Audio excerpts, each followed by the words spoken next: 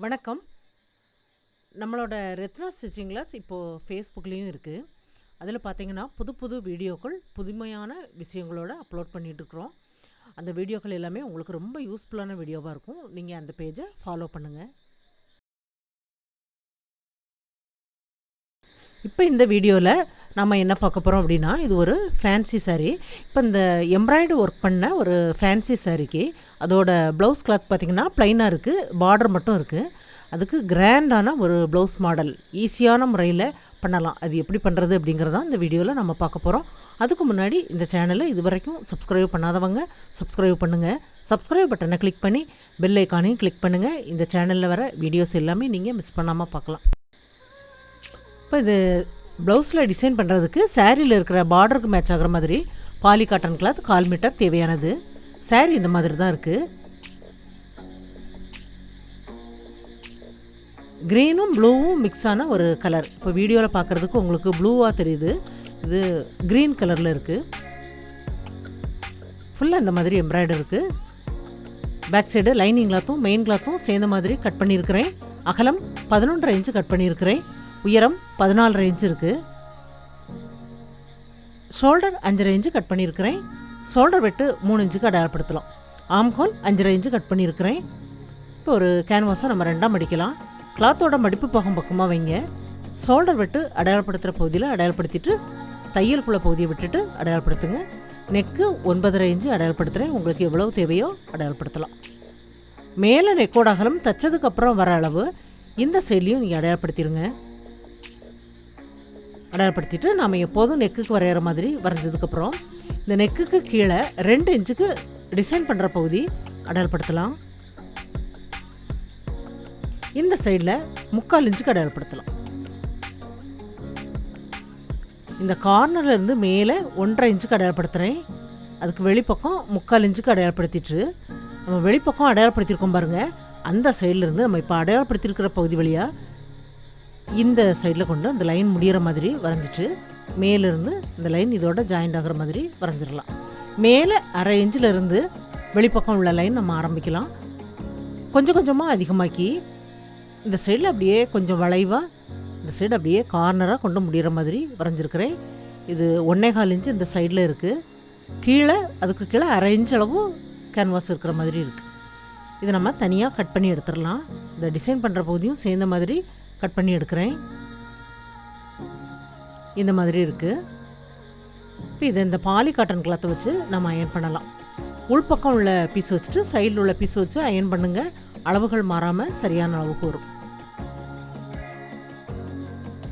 நல்லா அயன் பண்ணதுக்கப்புறம் இதை நம்ம தனியாக கட் பண்ணி எடுத்தாச்சு. இப்போ இது மெயின் கிளாத்தும் லைனிங் கிளாத்தும் சேர்ந்த மாதிரி இருக்குது. 2 கிளாத்தையும் வெளிப்பக்கம் ஜாயிண்ட் ஆக்கிடலாம்.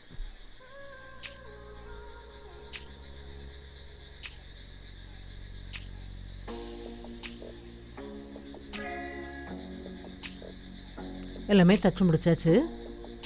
இப்போ இந்த பீஸில் நெக்கு பகுதியில் உள் பக்கம் அந்த கேன்வாஸ்க்கு மேலே அதோட எட்ஜில் தச்சு விட்டுறலாம்.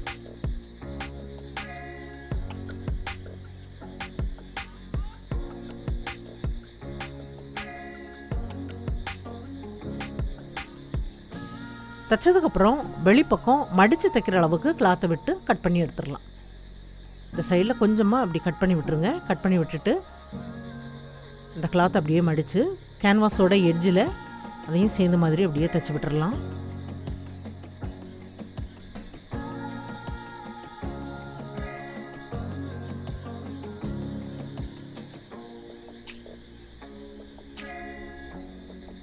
தைச்சி முடிச்சாச்சு. தைச்சதுக்கப்புறம் இந்த பீஸை நம்ம 2ஆக மடிக்கலாம். 2ஆக மடித்து சென்டரில் அடையாளப்படுத்தி விட்டுறலாம்.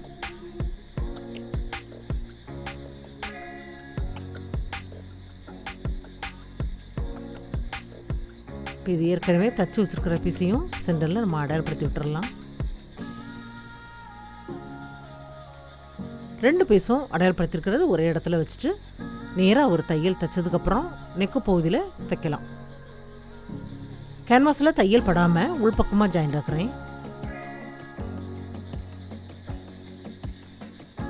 1/4 இன்ச்சு கிளாத்தை விட்டு கட் பண்ணி எடுத்துடலாம். இந்த கார்னரில் தையல் வரைக்கும் கட் பண்ணி விடுங்க.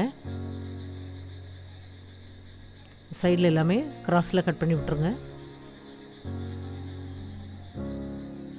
இந்த பீஸ் அப்படியே நம்ம மேல் பக்கமாக திருப்பி எடுக்கலாம்.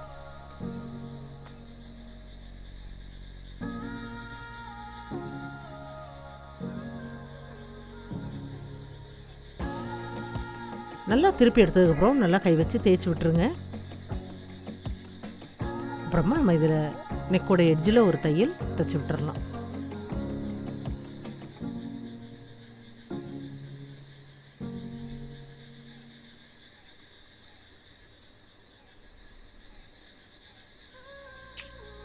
நெக்கோட எட்ஜில் தைச்சதுக்கப்புறம் வெளிப்பக்கம் சேர்ந்த மாதிரி ஜாயிண்ட் ஆக்கிடலாம்.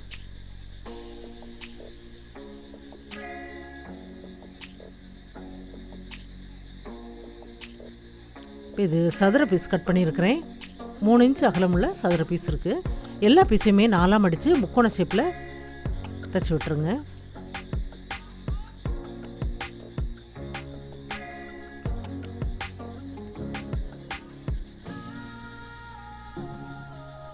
எல்லாமே தைச்சி முடிச்சாச்சு. தைச்சதுக்கப்புறம் ஒன்றுக்கு மேல் ஒன்று வச்சு நம்ம ஜாயிண்ட் ஆக்கலாம். ஒரு 1/4 இன்ச்சு இடைவெளி விட்டு அடுத்தடுத்து வைங்க.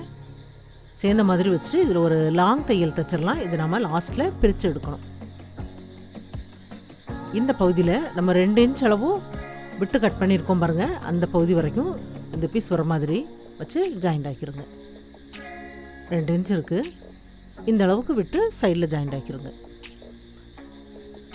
நம்ம ஃபஸ்ட்லேயே இந்த பீஸ் வச்சு ஜாயிண்ட் ஆக்கிட்டோம் அப்படின்னா இதுக்கு மேலே இன்னும் பைப்பிங்லாம் தைக்கும்போது அதில் இன்னும் 2 தையல் வரும். தைச்சதுக்கப்புறம் இது கிராஸ் பீஸ் 4 பீஸ் சின்ன சின்ன பீஸ் கட் பண்ணியிருக்கிறேன்.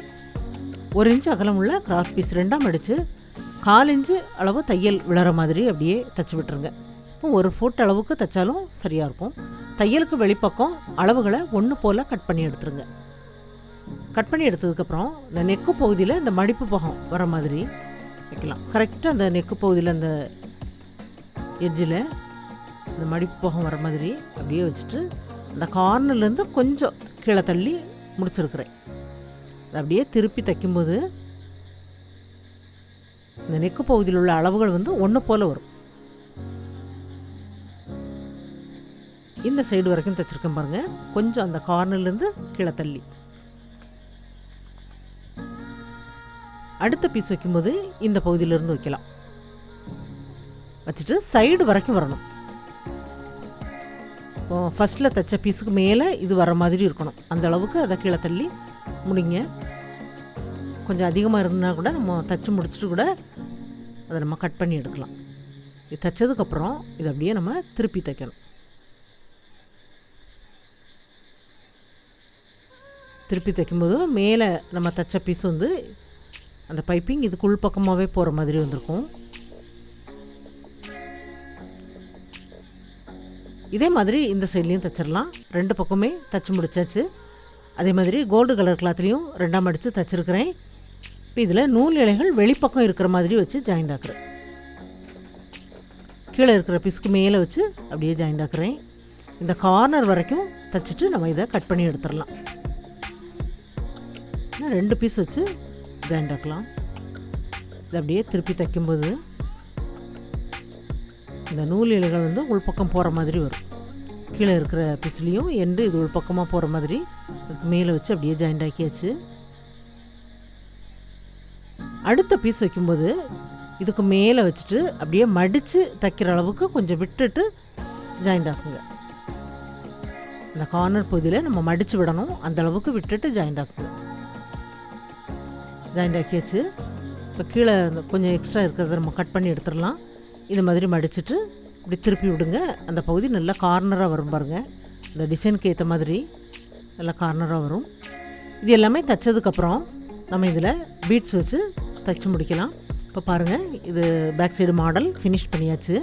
இப்போ அந்த முக்கோண பீஸ்லேயும் பீட்ஸ் வச்சு தைச்சிருக்கிறேன். அதுக்கு சைட்லேயும் பாருங்கள் சின்ன சைஸில் உள்ள பீட்ஸ் கொஞ்சம் இடைவெளி விட்டு விட்டு ஃபுல்லாக அது அடைக்கிற மாதிரி இந்த இலை வடிவமாக இருக்கிற மாதிரி 2 சைட்லேயும் தைச்சிட்டு கீழேயும் ஒரு பெரிய பீடு அப்புறம் அதை சுற்றி பீட்ஸ் வர்ற மாதிரி தைச்சி முடிச்சிருக்கிறது. இது ரொம்ப நல்லாயிருக்கு. இது அந்த சாரீக்கு பொருந்துகிற மாதிரி இந்த டிசைனை பண்ணணும் அப்படிங்கிற மாதிரி நான் பண்ணியிருக்கிறேன். இது குயிக்காகவும் தைச்சி முடிக்கிற மாதிரி உள்ள ஒரு ஃபேஷனான ப்ளவுஸ் மாடல். ட்ரை பண்ணி பாருங்கள். இந்த வீடியோ பார்த்ததுக்கு நன்றி. மேலும் வீடியோஸ் பார்க்க இந்த சேனலை மறக்காமல் சப்ஸ்கிரைப் பண்ணுங்கள்.